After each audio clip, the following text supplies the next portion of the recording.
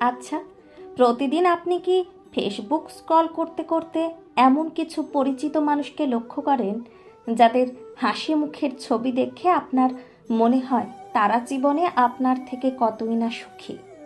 ভুল করছেন।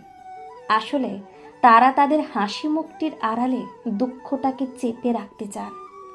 মানুষ হয়ে জন্মেছেন, জীবনে দুঃখের ভাগ্য বেশি হবে। সুখ জীবনে সীমিত সময়ের জন্যই আসে।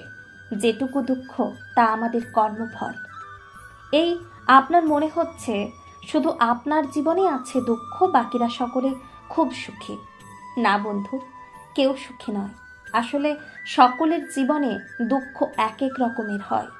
যেমন কারো আর্থিক অবস্থা ভালো, তবে তার জীবনে মানসিক শান্তি নেই।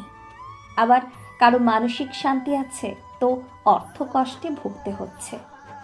এই যে আপনি বলছেন